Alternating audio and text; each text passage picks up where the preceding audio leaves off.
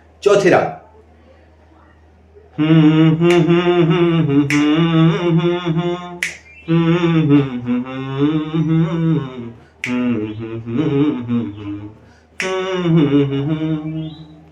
मन करता है सूरज बनकर आसमान में मैं उड़ जाऊं, तुम ही मेरे मंदिर, तुम ही मेरी पूजा, तुम ही देवता हो, तुम ही देवता हो।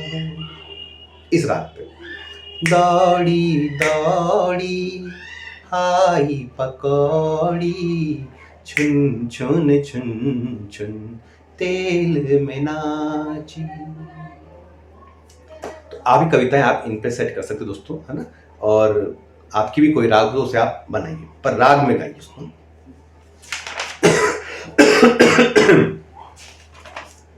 अब जो है बात करते हैं कुछ सवालों पे। मेरा गला खराब है दोस्तों।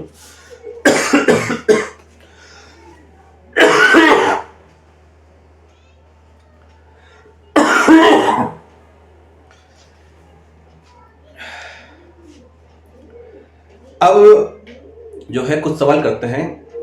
वीडियो थोड़ा लंबा रहेगा दोस्तों, बात ही कुछ ऐसी है, क्या करें, समझ लीजिए आप वीडियो को।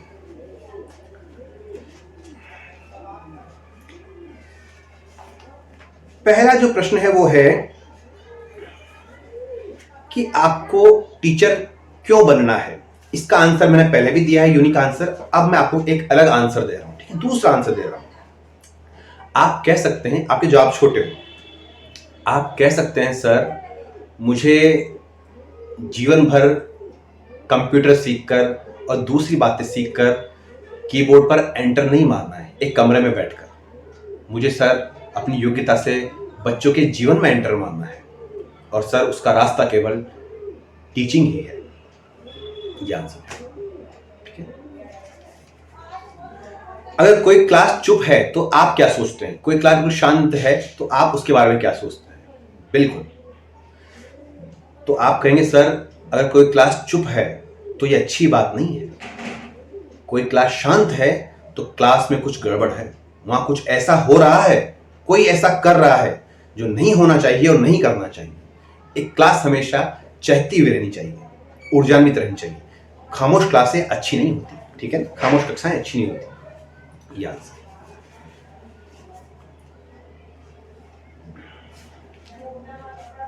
आप कैसे शिक्षक बनना चाहेंगे?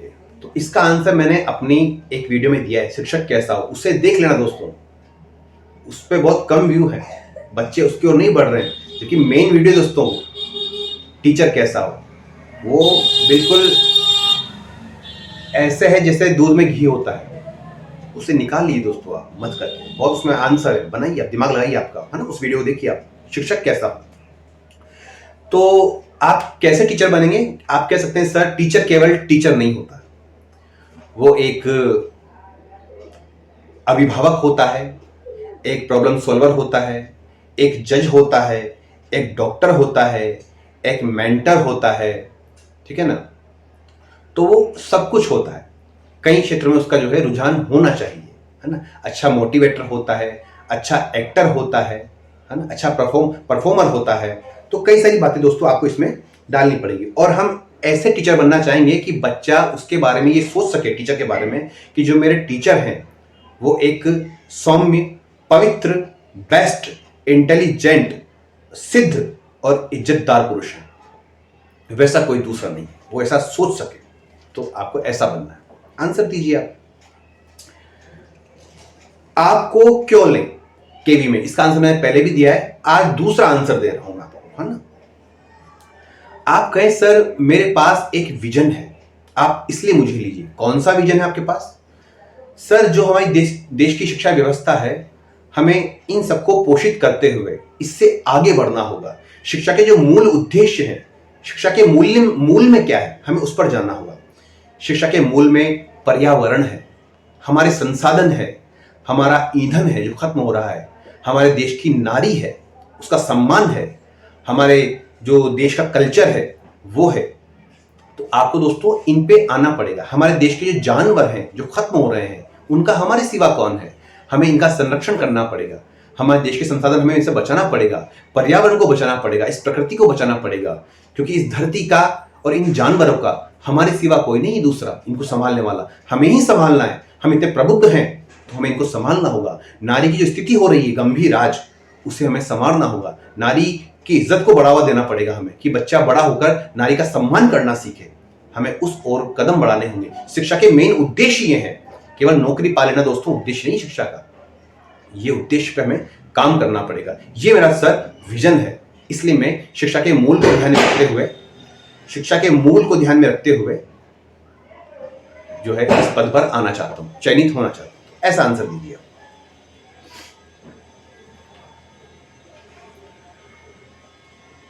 मतलब कुछ जो है कुछ पैदा कर सके हम। जिस दौर में इंसान हर चीज बेच रहा है, उसमें हमें कुछ पैदा करने के बारे में सोचना है। उस बारे में आप इस तरह आंसर बताइए।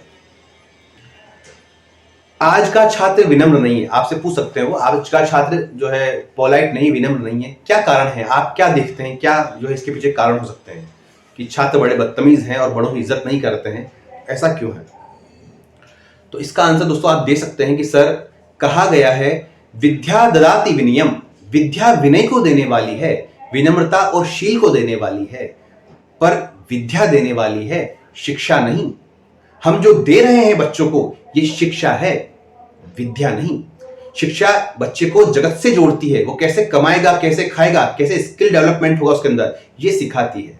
विद्या बच्चे को जगत से विलग करती है, उसे ईश्वर से जोड़ती है, उसे आध्यात्म से जोड़ती है, उसे शक्ति से जोड़ती है, उसे जो परा ज्ञान है उससे जोड़ती है।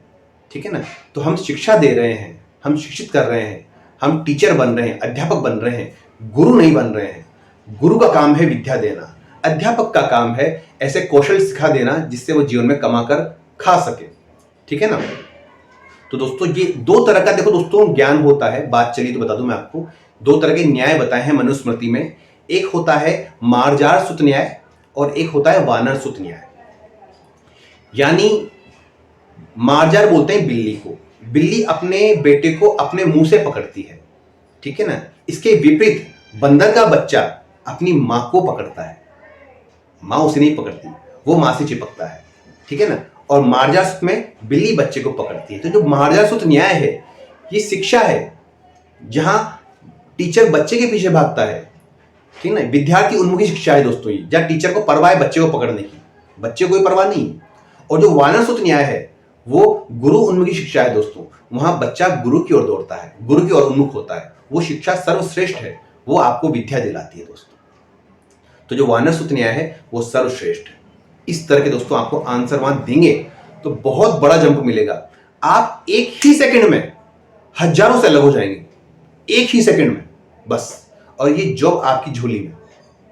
हालांकि मेरा उद्देश्य वो नहीं कि आप ये जवाब देकर जॉब पालें, मेरा उद्देश्य कि आप वैसे इंसान बने, तो जॉब तो खुद ही आ जाएगी अपने आप। ठीक है ना?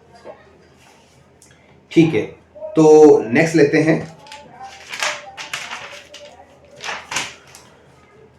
एनईपी में जो है क्या खूबियां हैं? आपकी नई शिक्षा नीति आई है, ये क्यों आई है? नई शिक्षा नीति हर बार क्यों आती है? उसका जवाब है कि जो है सर, मानव सर्वश्रेष्ठ नहीं है, वो जो बनाता है वो सर्वश्रेष्ठ नहीं है, उसमें सुधार की आवश्यकता होती है। क्योंकि समय बदल रहा है, लोग बदल रहे हैं, शिक्षा बदल रही है, तो नए नए पायदान आते हैं। तो उनके अकॉर्डिंग हमें हर बार अपने नियमों को बदलना पड़ता है, व्यवस्थाओं को बदलना पड़ता है। उसी परिप्रेक्ष्य में हर साल जो है हर 10 साल में एक जो है नई नीति आ जाती है। ऐसे आंसर दीजिए, जो नई नीति आई है उसमें क्या जो है खूबियां हैं और क्या कमियां हैं? कमियां पूछ सकते हैं दोस्तों आपसे ही, क्या कमी देखते हैं आप? दोनों पे बात करते हैं, है ना?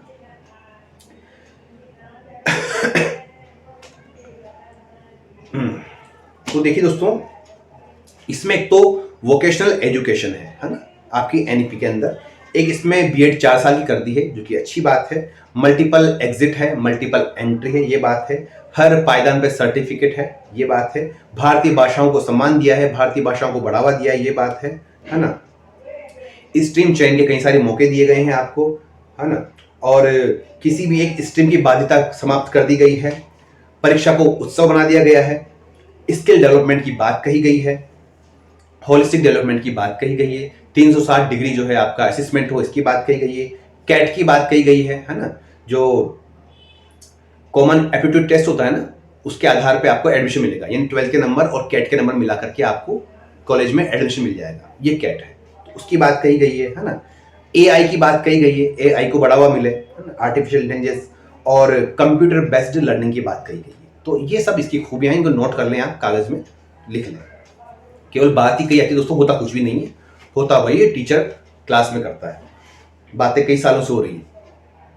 अब आती है बात कमी की, कि इसमें कमी क्या है दोस्तों। इसमें कमी यह है, ये सब दोस्तों मेरे आंसर हैं जो मैंने बनाए थे अपने समय पे। इस नीति में कमी यह है दोस्तों कि ये स्किल डेवलपमेंट की बात करती है, कि बच्चे में जो है योग्यता पैदा हो काम करने की, वो कुछ कमाकर खा सके, ऐसी योग्यता उसके अंदर पैदा हो।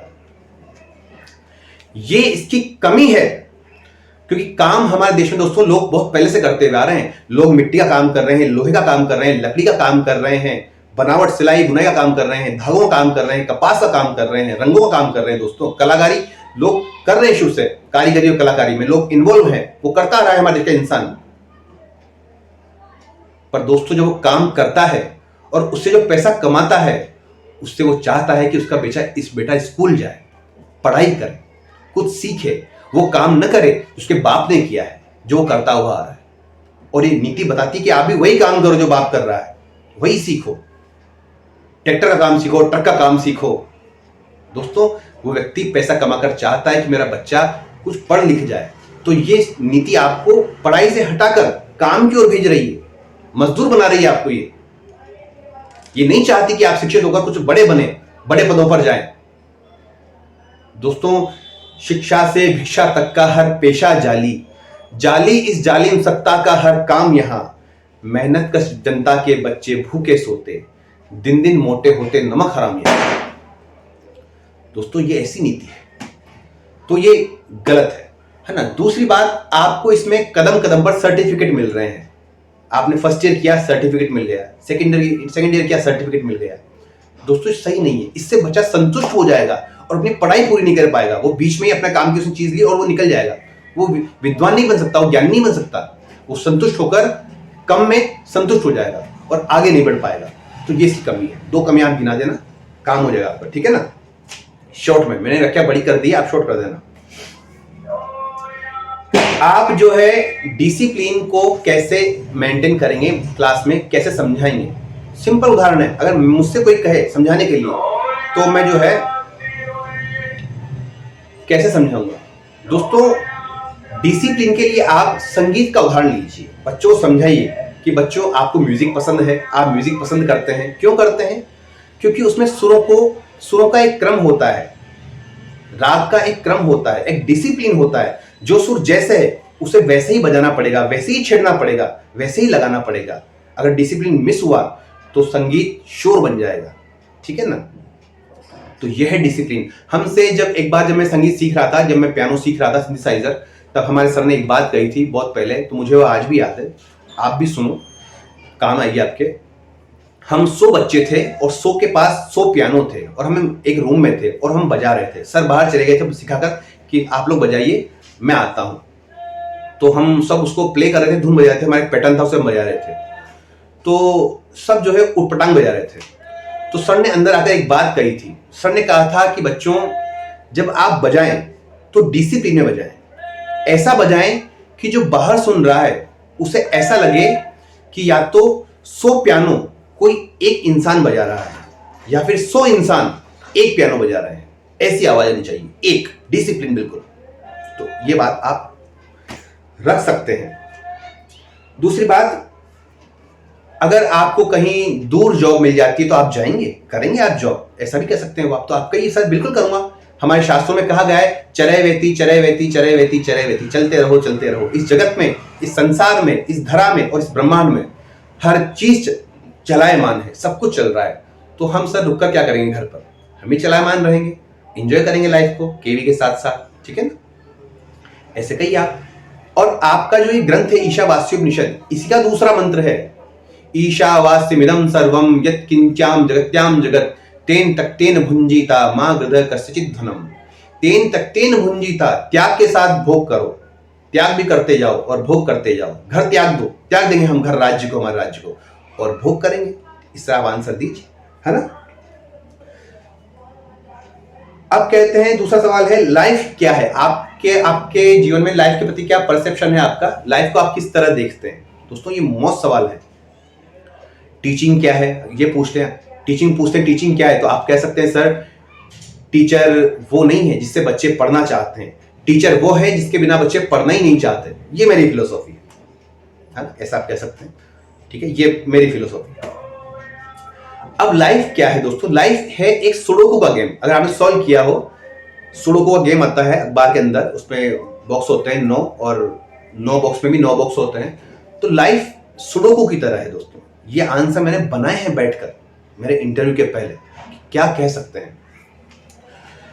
सुडोकू बड़ी कठिन होती है, बड़ा कठिन होता है। जब आप उसकी शुरुआत करते हैं तो सब कुछ उलझा हुआ है, कोई क्लू नहीं मिलता। पर जब आप मेहनत करते हैं, आगे बढ़ते हैं, एक एक कॉलम को भरते हैं, तो आपको क्लू मिलते जाते हैं। आपकी सुडोकू बहुत आसान हो जाती है, बहुत सरल हो जाती है, क्लू ही क्लू बिखर जाते हैं। तो लाइफ भी ऐसी है, पहले मुसीबतें हैं, पर आगे बढ़ते बढ़ते जो है दोस्तों आप निखर जाते हैं, संवर जाते हैं और चमक जाते हैं, और आपकी पहचान दुनिया में बनती है दोस्तों। दिल आंखें बंद करके भी वो चेहरा देख सकता है, वो तमाशाई नहीं लेकिन तमाशा देख सकता है, और हम अपने दरो दरवाजे खिड़कियां चाहे बंद कर लें, जो सूरज है उसे जमाना देख सकता है। ये फिलोसॉफी लाइफ की, ठीक है। नेक्स्ट,